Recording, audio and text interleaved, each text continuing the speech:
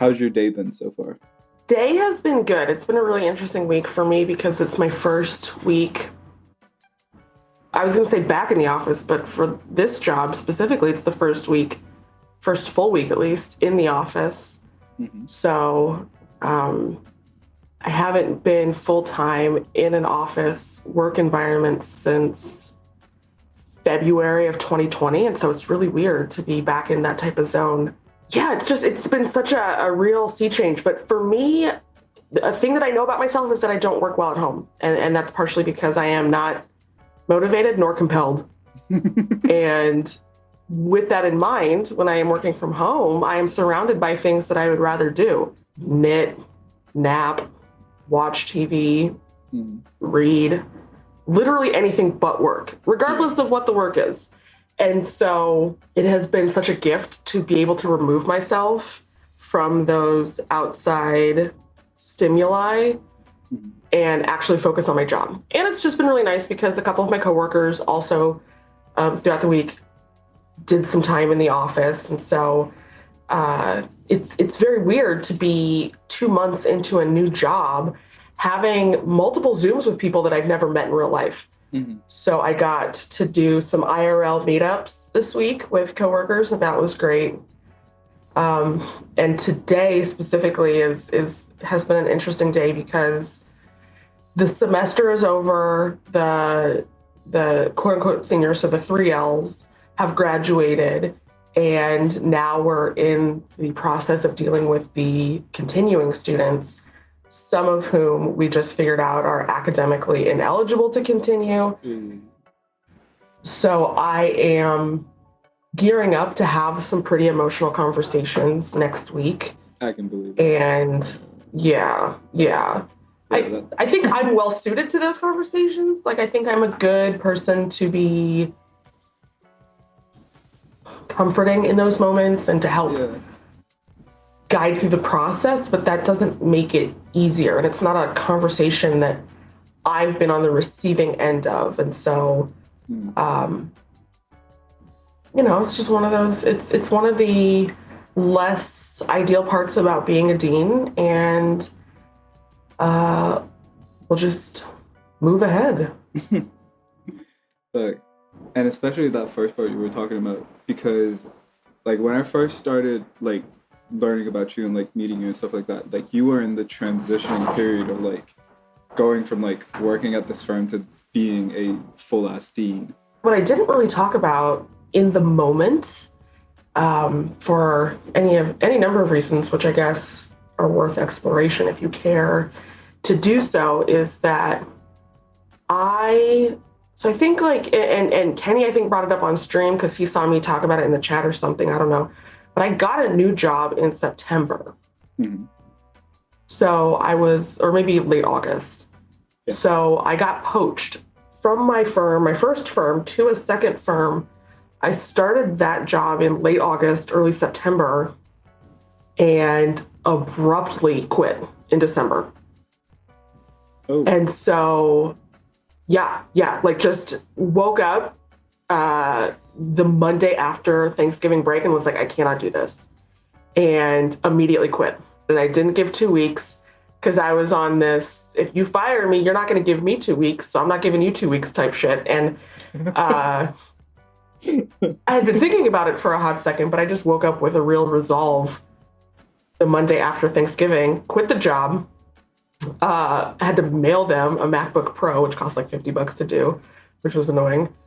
But I had applied for the job that I'm currently in, but I hadn't even been notified that I had made it as a candidate until mid-January. So all of December and half of January, I was just straight up in unemployment land. And I just really wasn't talking about the fact that I was not working. So everyone was like, Alicia's a lawyer. And I'm like, I mean, kind of. in name only at this point. But I didn't get the dean job until mid-February. Oh, shit.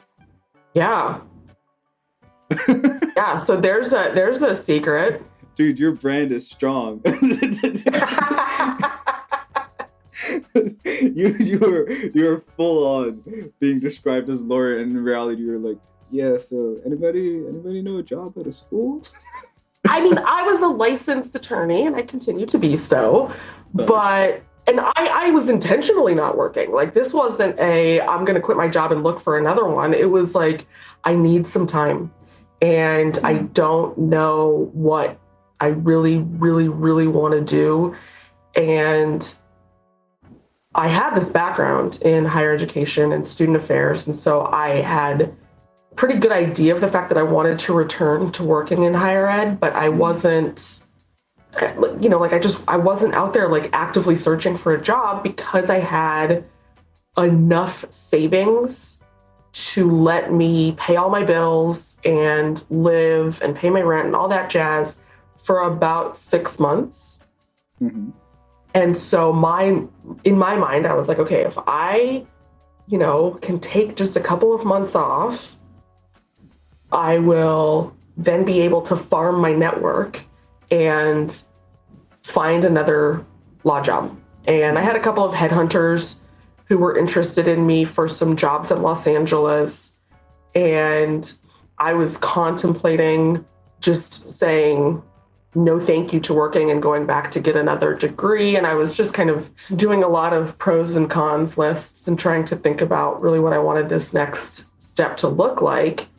And then I found the job that I'm in. I found that posting because I actually got a master's degree from the school that I'm working at. And I really enjoyed my time as a student. And I paid for that master's degree by working full time for the institution. And so I kind of had this dual understanding of the institution, both as a student and as an employee. And I enjoyed my time there. And so I thought, well, I would be interested in going back to work for that school. So occasionally I would check their job postings. And in maybe late October, early November, when I really was already sure that I hated the firm that I was at, or at least was not enjoying the work that I was doing and was not feeling like it was a good fit. I was looking at random jobs because that's the kind of thing that you hate your job when you spend your free time looking for another job. You're like, the LinkedIn is open. You're like, how do I get out? Absolutely. It's like, okay, let's talk about fantasies right now. My fantasy is a new workplace. Hey, everyone, hypothetical. What if I didn't work here? Yeah, pretty much. Like, I mean, I don't want to throw this out here like too crazy or anything, but what if I just didn't? And so I looked at that school's job board, which I did regularly enough that it like auto-populated when I typed in like half the school's name in my search bar. And the first thing that I saw was this job, and it wanted someone who had either of my two degrees. So either a master's degree in education or a law degree. And it was at the school where I got my master's in education at their law school. And so it just seems like, and then you look through the list of like all of the the required expectations as far as like, what do we need this person to have? What do we want this person to have? Mm-hmm. What type of work will they be doing? And it was just so appealing that it was one of those things where it was like, if this isn't my job, I don't understand or believe in anything. The game is wrong if I don't get it. Absolutely. Like, God doesn't exist. Time is wrong. Like, time doesn't exist. Tides don't make sense. Like, nothing is real if this isn't my job. Mercury is fucking up again. So as a result, I applied, and it was a real effort because it was like, upload your resume, then retype your resume, then answer these essay questions that summarize what's in your resume. And that's just a bunch of shit. But I applied for the job, and then it's an institution, so things just sit and languish for forever. And so I was, in my mind, I thought, well, okay, I'll quit my job. If the job that I applied for works out, that'd be great. If not, I'll have another solution. I'll figure it out. Like, it's not the end of the world. Yeah. And so I just jumped and I went for it, and it felt risky, but it also immediately felt like the right thing to do. Like, the second I hit send and closed the computer and it was like, I'm done with you, the immediate sense of relief was insurmountable. And so that's how like, pretty much that you've made a right decision. Yeah. or at least one that you can sleep well with. Yeah, when the anxiety peaks and like you just immediately drops off and you're like, yeah, this might have been Yes. a good idea. Yeah. And then immediately you're like, why the fuck didn't I do this earlier? But it's pointless as an exercise to go through that with yourself. But yeah, you know, I was actually talking to, maybe it was Soren a couple days ago, because he just finished finals, and he was saying, you know, it's going to take me a couple of days to relax and remember that I don't have obligations. And that feeling lasted for about a month, maybe even longer, where I would wake up in the morning at like 6 a.m. and be like, oh, fuck, what do I have to do today? And then like 2 seconds later, be like, oh yeah, literally nothing. Yeah, because I would, during that time period where you were like in hiding unemployed, like I would be streaming at like my 4 p.m. but your 6 a.m. time zone, and you would be there and be like, damn, Alicia's like, in my head, I was literally like, damn, are you like in the car? Like, what's happening? Like, are you on your way? Like, you were very efficient. I was in my sweatpants. Sweatpants Montana. Drinking coffee, contemplating what I was going to knit that day, and that's literally about it. Did that gap of time where you're literally like, I mean, borderline living like you're retired and you can just do what you want. Yeah. How big of a contrast did that feel to like a regular full-time employment in like a firm?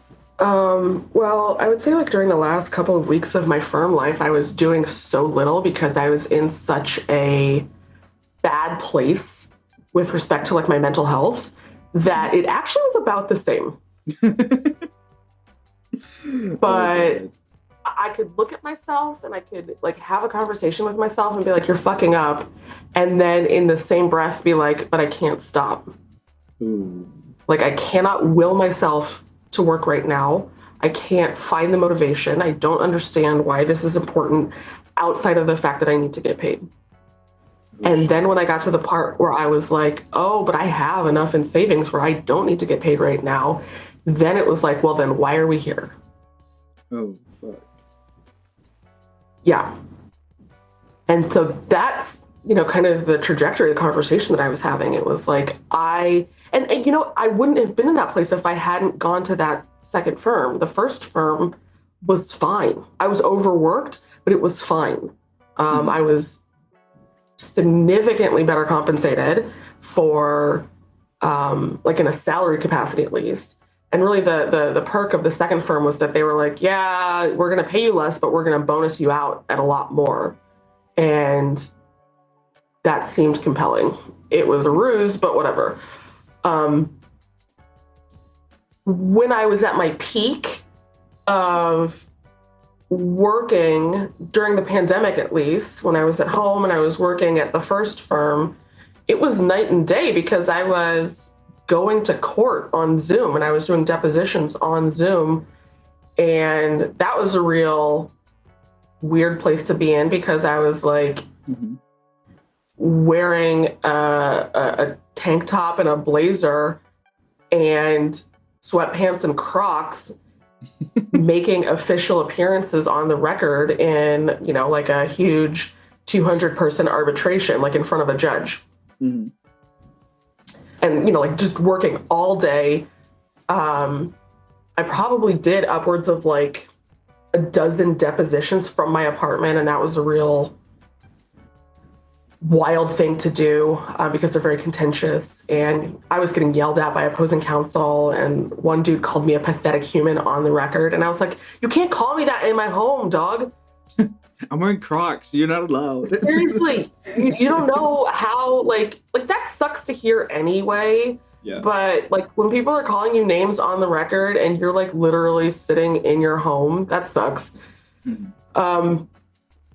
So it was certainly a huge change to like out of nowhere have no occupational responsibilities and to be in complete control of my day. And the thing that was just kind of I don't know if it was better or worse, but like I wasn't leaving the house because we were, there was a pandemic on. So I wasn't like, oh, and today I'm going to go to the park and then I'm going to go to the pool and I'm going to do this and that and the other.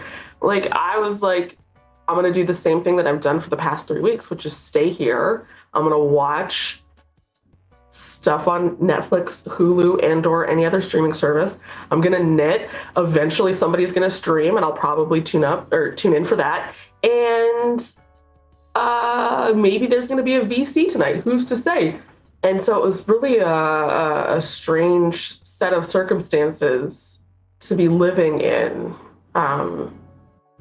In that time period, because, spending time at home all the time, when did Kenny, the Discord, like Twitch, and all these different parts of your life that you now like have as like a normal thing, like when did that come in?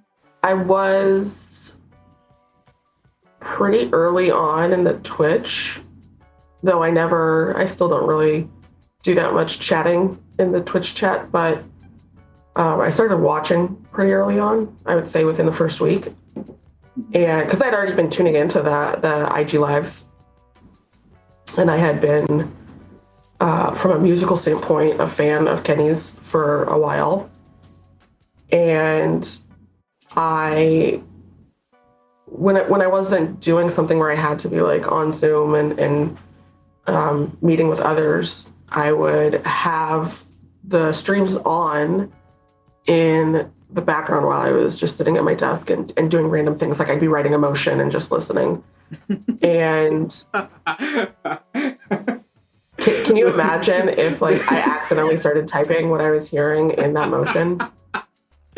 I just imagine. God. If there ever is an animation of this, I need it in my life. It's just you, formal top, sweatpants, Crocs. You're writing like a full-on like legal binding documentation, and in the background you just hear "CLA woo." Yeah. Or if somebody was like reading over my work and it just said like, and therefore the defense requests frogs in the chat. And therefore the request. Thank you so much for the donation. God, that would have just been a real disaster. You're just on autopilot.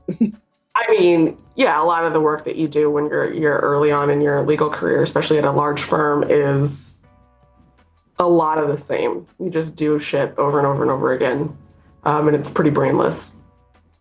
I'm not going to toot my own horn, but I rose through the ranks at my first firm very quickly because I had what the firm considered to be exceptional public speaking skills, and so they immediately started putting me into trial work. Mm-hmm. So I bypassed a lot of like the hazing work that a lot of first and second year attorneys have to do, which I was very fortunate for. But then the downside of that is that I began to get overworked very quickly. Mm-hmm. But and then I became like wildly obsessed with getting stream points, which I'm still, there's no reason for that. But so then it was like, oh, I have to do this deposition, but I would like have the stream on mute on my phone, like next to the computer. And so if you're like watching me on Zoom, I just like occasionally would like look down and like press a button to get these points. It's just so stupid.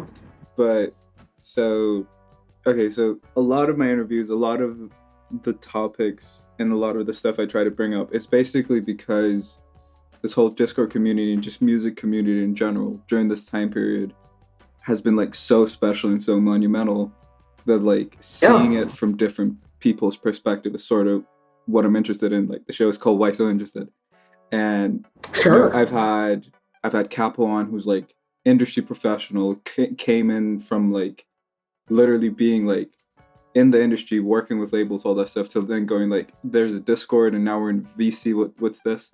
And then I've had like Coles, who went from, he's working his 9 to 5 doing all this stuff, and now he's like working on albums. Your perspective and the perspective that I'm interested in is like no music relation, not even like trying to make music or anything, just literally just interested in like the people or the culture. Like what drew you into like commit to a community, basically? Sure. So part of it was purely a function of the pandemic. So I was at home by myself, staying at home because like I was locked in for the first year of the pandemic. I never went to the grocery store. I had all of my food delivered. Anything that I needed was dropped off in front of my door. And so I was just terrified of going outside. And it occurred to me at some point pretty early on in the Twitch streams when Kenny started talking about a Discord, and I was like, I don't know what those words mean. And then I like just like looked into it, and I was like, oh, okay, so it's like an online thing. I'm probably not going to do that.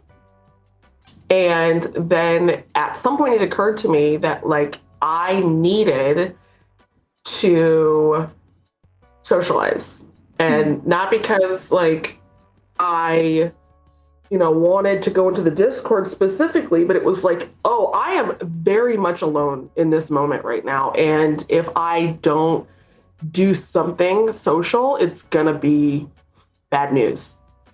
Mm-hmm. And so part of it, is just a function of like how, like where I'm at in my life. A lot of my friends are married. They're in the process of or have started to grow their families. And that's just not something that I am participating in.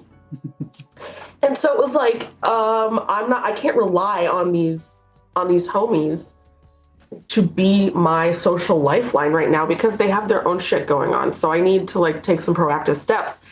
And so I joined up in the Discord, and I was just doing a lot of lurking. Mm-hmm. And at this point, I had already started to contribute some subs. And so, but I wasn't like really participating in the Discord. And then I think once I started typing in sub chat, and I didn't realize that Discord itself was narking me out. But before I had even completed my whatever I was going to type and hit enter, Felix was like, hey, Alicia. And I was like, how? Yeah. And so, but the thing is that as soon as that happened, everyone lost it. Alicia Montana's here? Oh my God, no way. And I was like, wait, what? You're already like a figure, like a character in people's minds. I had no idea. And it was, I mean, like, who wouldn't want to like join in on a place where every time you pulled up, like people got excited to see you? Mm-hmm. And by excited, we mean freaked the fuck out. I guess I'm just me. Like, I am a big dumb idiot. And so the idea that people were like, oh shit, it's Alicia, was so foreign to me. Mm-hmm. But at the same time, when people are like excited to see you anywhere you go, you're like, yeah, I want to be there. Mm-hmm. And so it was very easy to be like, oh, well, I guess I will hang out here. Like, this is a fun time. And this very interesting thing started to happen almost immediately, which is that people were like, hey, we're putting together an SVS team. Alicia, do you make music? And I'd have to be like, I don't. No, but thank you for asking. And then people would be like in my DMs and be like, oh, hey, could you give me some feedback on this beat? And I'd be like, I mean, yeah, but it's not going to be good. Oh, so just by like association with like you're in the Kenny Beats Discord, people were just like, yeah, of course, Alicia, the person who's like contributing hella subs, is obviously like some insane musician. Right. And I had to wash that that assumption and be like, no, I am a professional enthusiast, and that is it. I'm a lover of the arts. But I am, absolutely, and I'm a supporter of you as an individual. So if you want to send me your beat, I would love to hear it. And that's like, that was just such an endearing thing that started to happen. And it really was like quite sweet to be thought of and included in that way. Mm-hmm. because like I could offer uh no thing.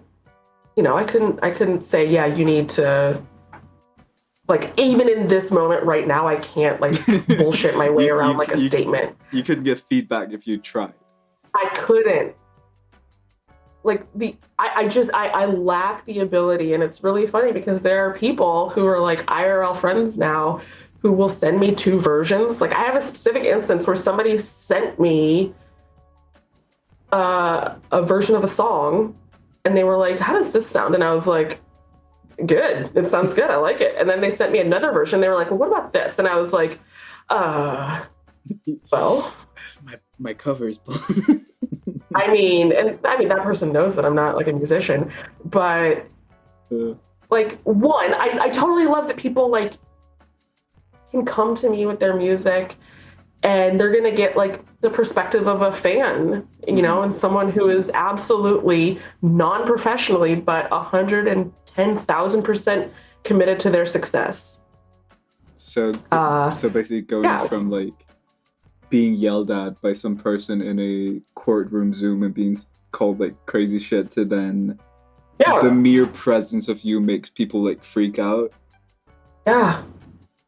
That just made the Discord feel, would you say it felt more like comfortable, or would you say it felt more like, okay, this is a cool place to hang out? Maybe both. One of the things that I was thinking about this yesterday because I was in a Zoom with, I was in a very, I can't even talk about it. It was so insane. I was basically inducted into a cult yesterday on Zoom for an hour and 15 minutes with Garth. And I was like, this is so weird. This is such an insane thing that I'm doing. But also, what a gift to be surrounded by people who are just as weird as I am. And so I immediately was like, these people in here like the kinds of music that I like. And that is so rare for me as a person who likes a lot of genres, but specifically loves hip hop and loves music production. Like I have been, without being able to say like, yes, I am Ableton Gang or whatever, like I have been a fan of the production side of music since about the time that I started to skip school to go see Kanye West shows in Chicago when I was growing up. Okay, pause, full complete stop of the story. Let's talk about that. Okay. You were doing what now? You're doing what now? So I, from the time that I was in 6th grade until I graduated college, lived in Indiana. And so about the time that Kanye West blew up or started to get notoriety, I mean, he was like well known as a Chicago artist at the time. And so me and my idiot friends who like, we would get together and watch Chappelle's show every week. And we would talk about hip hop and like really just were quite big fans. And like we would burn each other's CDs because that's where the tech was at. We would kind of like just keep your ear to the ground and be like, all right, so who's going to be at the House of Blues in Chicago? What shows are coming up? What are you hearing? Whatever. And so at some point, we just started to be like, fuck it, we're too close to not go. And so I would skip school and drive with my idiot friends to Chicago and be first in line at like the House of Blues and these really strange, weird venues. I saw Kanye West and Ludacris in a parking lot at Wrigley Field. Like, it was just like a parking lot. It was cold as fuck because it's Chicago in the winter, but whatever. But that's, you know, like that's what we would do. And this was back when like John Legend was his keys player. And we would afterwards go to the merch tent and like hang out with Consequence and John Legend. And like Kanye was selling these mixtapes that were like $5 each. And so we were like, okay, we'll all buy a different one and then we'll go home and we'll rip them and we'll give them to each other. Do you still have those? So I still have, yeah, I do. Oh my God. I do. I think like I uploaded them onto my Google. So I think maybe once or twice I dropped them in subchat, like the link to the Google Drive where they are. And anyone who's listening can holler at me and I will share. But yeah, like this is just like, I have been a fan for a very long time. And so to come into a place where people like the same kind of music as I do, or even just the same sounds, to go into a place where people are talking about and deconstructing the Puff Daddy 808 to me is such an interesting place because I like the sound. And so it was a place where I could like kind of go in. People were excited to see me. Everyone was nice. And they were talking about something that was interesting. Or if I got there during Leak Chat, I was going to get to hear some music. And it was just fun. It was just so fun. And I really like embraced the fact that during this weird pandemic-y time, I needed to kind of change the way that I interacted with people. And immediately was like, but in doing so, this is opening me up to so many more people that I wouldn't have met otherwise. And seeing the value in that. And it was not just music. Then it was like, there's this dude in Denmark named Why So Blank who is really into the Japanese reality show that I obsessed over when I watched that one season. And now we're watching it together in a VC. And so it became other aspects of my life and other things that I'm interested in. I was able to find people on that level. And so, like and it became very quickly one of those things where people were like, oh yeah, Alicia doesn't make music, but she loves it and she's here and whatever. So people stopped asking me if I produced. But one of these days I'm going to like get Ableton and just like secretly fucking shred and just learn and just become amazing. You technically have a or feature. Something. There's technically an Alicia Montana feature on Domino's, but I mean, it's the coldest bar ever. No, I think so. I mean, that's what happened. Jason was like, do you rap? And I was like, I don't. And he was like, I'm going to need a real quick 8-bar freestyle. And I was like, absolutely not. But I will send you something and you have to put it in no matter what I sent. And he was like, yeah, all right. So I just recorded myself saying, no, thank you. And I sent it to him. Hardest bar of 2020. I think so. Yeah, absolutely. But just tying back to it, because there's a part of me that always likes to like imagine these like correlations in people's lives. And when you told that story about like when Kanye was like coming up and like seeing all these artists and like doing all that shit, to me, when I see the Discord, I see stuff like that where it's like, oh, that's the person that's blowing up right now. Or this person literally just dropped one of the best songs ever. When you're seeing that on like a weekly basis, did that change your perception of like how people make music or how musicians actually work? To be perfectly honest, I probably didn't contemplate how musicians actually go about the business of making music until this point. And so it was a really cool learning opportunity to just see how it happens. And I probably hadn't given it a thought as to like how maybe like a producer and a rapper or a producer and a singer or someone who makes loops and a producer get together and put something together until this moment. Did it feel weird seeing that basically like every day for that period of time, also still now, but every day for that period of time, people were like working on their craft and you were just seeing it? Like you had this like fly on the wall perspective of like, well, I'm seeing possibly like 20 people I'll be hearing in like the next 5 years on like a Billboard chart or some shit like that. It was such a cool thing to see people work. And the part of me that is very, I hate saying maternal, but maybe big sisterly, what was very happy to see people be productive during this time. And I think one of the reasons that I started giving subs is because I was like, I want to encourage and support people being really productive during this really fucked up time. Mm-hmm. And so it was amazing to watch it all unfold with the full understanding that we were in the middle of people's origin stories. Oh, I love that. I love that way of saying it. Yeah, like it's absolutely the case. I 100% believe it. We know a handful of the people who kind of for whom it already applies, but I know that that's not an exclusive list of people who we are watching them in their kind of, well, it all began when moments.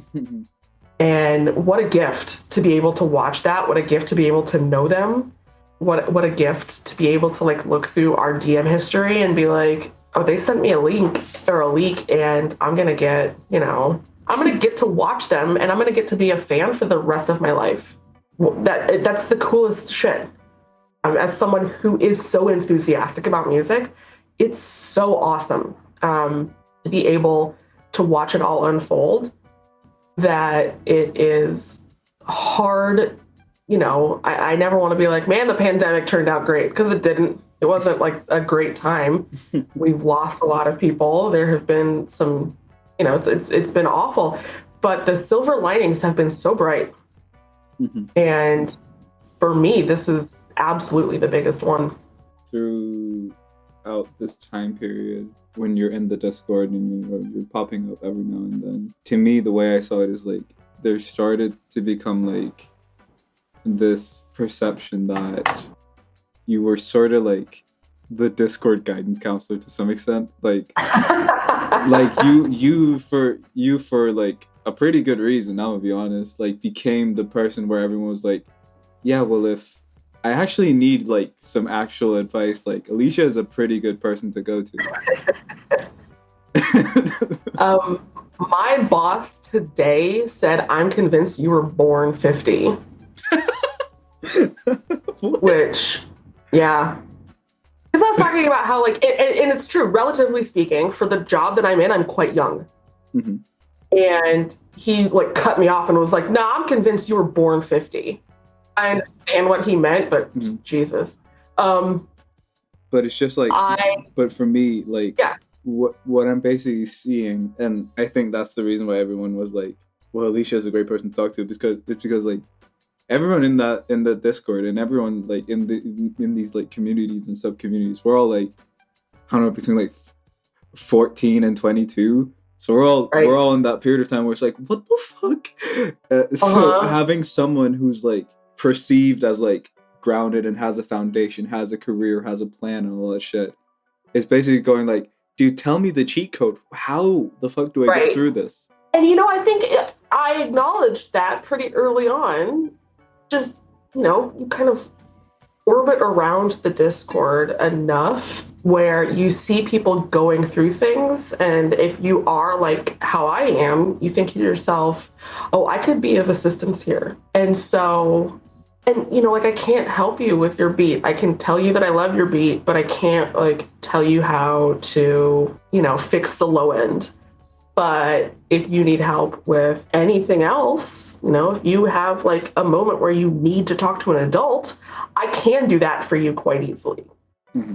And so it became, in a way, the thing that I could offer to the community, as far as, I can't collaborate with you on a beat, but I can collaborate with you on some adult decisions that you need to make. Mm-hmm. And so I started to do that. And it's also like I'm the mom friend of my friend group, and I have been for about as long as I can remember. So it also was a very familiar role to be taking on, and one that I don't have qualms against.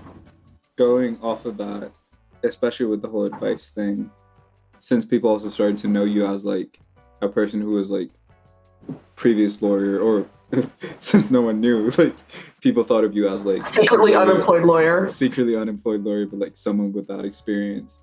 did you have moments where you were seeing like people come to you like, hey, I'm thinking about signing this contract or a label or XYZ, and did that seeing that perspective of like people coming up to you and being like, I literally do not know what the fuck to do. There's law and documentation involved. Yeah. What did that do? I did not, it didn't occur to me that I could be of legal assistance to the community until Kenny started talking about the predatory nature of a lot of these contracts. And the secret about being a lawyer is that you're still quite stupid. With respect to every other aspect of the law, but that for which you practice.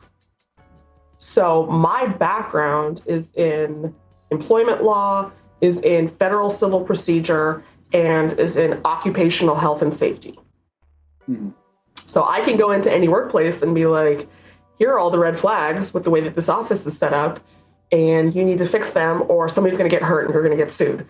But I could not look at a recording contract or anything like that and say with specificity, here are the things that are concerning with this contract. What I can do, however, is think like a lawyer. And so I was able to tell people, which I began to do, like, if you are about to sign something and you cannot afford your own lawyer or you do not have one, send me the contract and I will explain it to you. Mm-hmm. And if you have specific questions, I will endeavor to answer them for you. The questions that I can't answer are things like, is this a good deal? Because I don't necessarily know. But what I can tell you is, as a generalist lawyer, I am concerned about the idea of you giving away in perpetuity rights to a song without any compensation, which is the gist of this contract that you've just sent to me. Mm-hmm. And so being able to at least provide that level of explanation, because contracts are intentionally written to benefit the person who stands to benefit. And it's not necessarily the person who's signing who doesn't have a lawyer.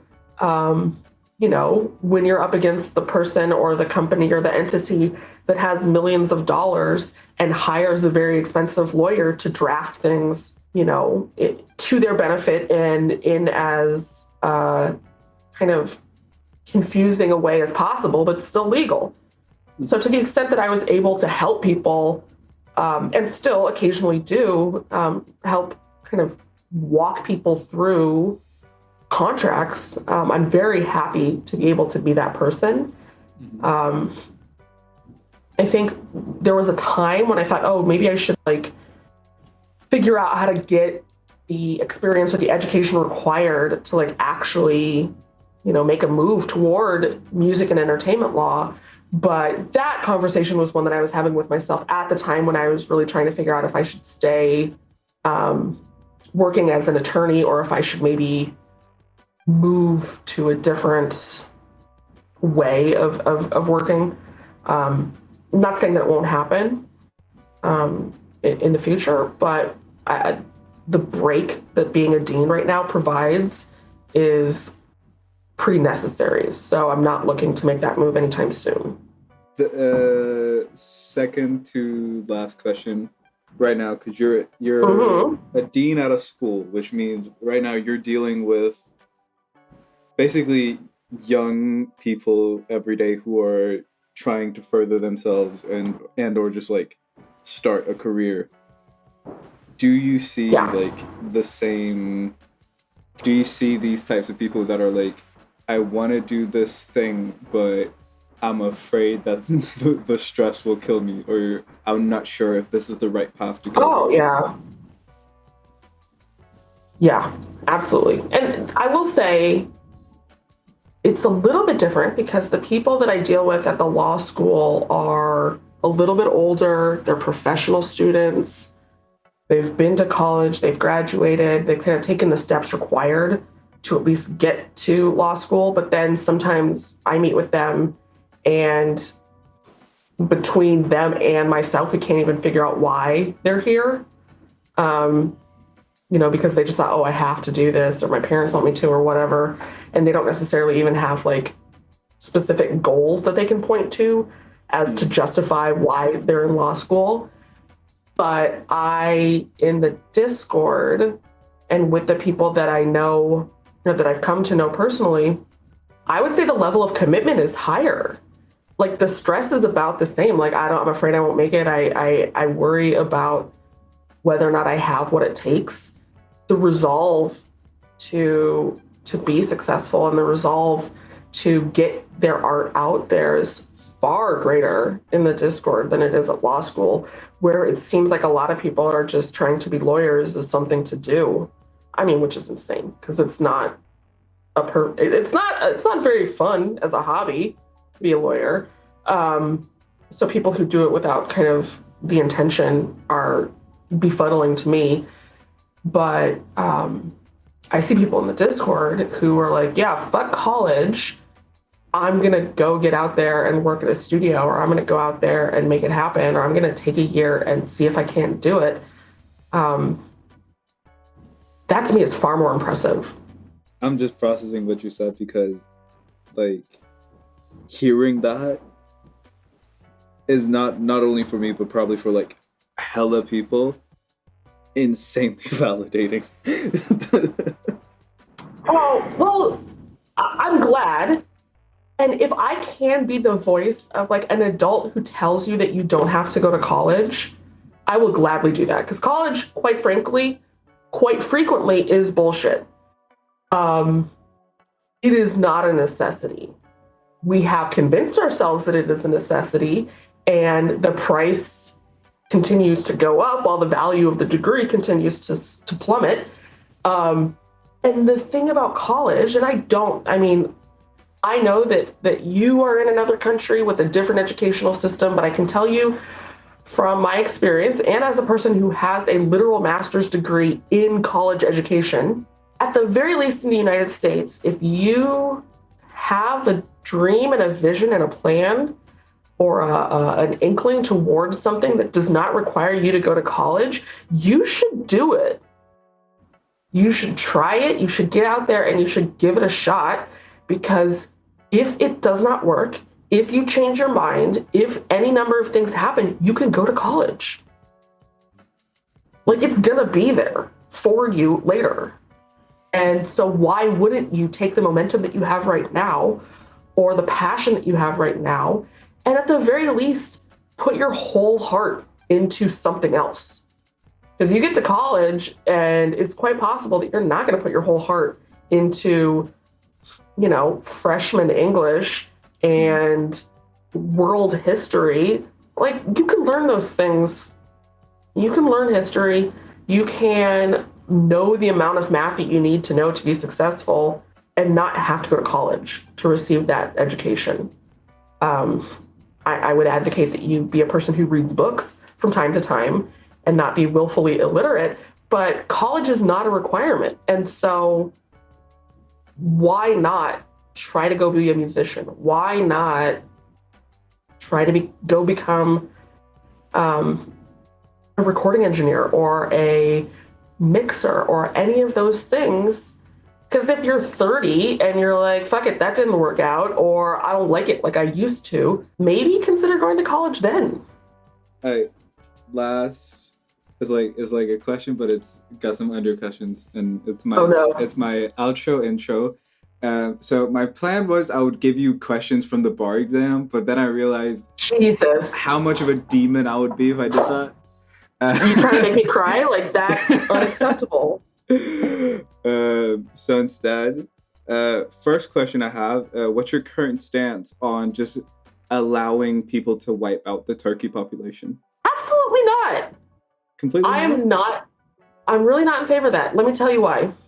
The first turkey encounter that I had when I moved to this town, and like, just for reference, like, this is not, like, for anybody listening who doesn't understand, the state of California in the late 1800s introduced wild turkeys to various parts of the state as a game bird. So we're going to let the turkeys go, and then people will have something to hunt during hunting season. And at some point, the birds were like, fuck that. explosive populations incoming, and they took over urban areas like the city that I currently live in. And I did not realize that until I moved here, because there are fucking wild turkeys everywhere. The first time that I had a wild turkey encounter when I got here was in the middle of like a really stressful moment, because the movers were arriving with all my stuff and the gate to get into the parking lot where they needed to unload was broken and couldn't open. And I was freaking out, and I was like walking down the sidewalk on the phone trying to get these dudes with my stuff to where they needed to be. And then I just look over and there's this gigantic ass turkey that just gobbled at me for no reason. And the amount of levity that provided in the moment was unparalleled. I stopped. I got off the phone and I started laughing, because I was eyeballing a turkey who was eyeballing me back, who was pissed, as pissed as I was. And it was just such a weird situation. Like a cartoon. That, yeah, absolutely. And so at the very least, the ability to be randomly going about your day and look over and see a 20-pound turkey staring at you, or just, gobbling its way through the neighborhood, is so funny to me that I wouldn't want to get rid of the turkeys if only for that. Perfect. I'm just saying. Perfect answer. Thank you. Last question. And it's sort of a scenario, because I was thinking of it and I loved it. So I want you to imagine right now you are a teacher at your current school, and you're about to walk into the class for the first time. What are you wearing? Oh my God. Okay. Oh God. Wow. Probably a black dress, because I have about 16 of the same black dress, and that's predominantly what I wear to work exclusively. It's like a simple black dress, pockets required. I'm probably wearing an outrageous pair of shoes, because that's enjoyable. Like I have gold loafers, I have zebra printed shoes, I have neon yellow clogs. And so it's like a gift for me, really, because like right now my feet are under my desk all the days, so nobody knows that I'm wearing insane footwear. Or if like I'm really in charge, I'm barefoot. Like I hate wearing shoes, actually. So if somebody was like, yeah, it's not a problem that Dean Alicia walks around barefoot, I would. I like to keep it simple. Maybe some earrings, maybe not. Maybe a necklace, maybe not. Red lipstick is required. I've been wearing the same shade of red lipstick since 2016. I just had to buy new because I went to use the old stuff, and since it hadn't been opened since February of 2020, that shit was crusty. And my glasses. I always wear glasses. I'll never get LASIK. I'll never wear contacts. I'm on glasses gang for life. Last part of this question. You walk up to the blackboard. What do you write? Oh, God. I don't, I mean, what am I teaching? You're teaching law. Oh, God. Honestly, probably my name, my preferred pronouns, the best way for the students to get in touch with me, and yeah, that might be it. That might be it. Keeping it simple. Short and sweet. Short and sweet.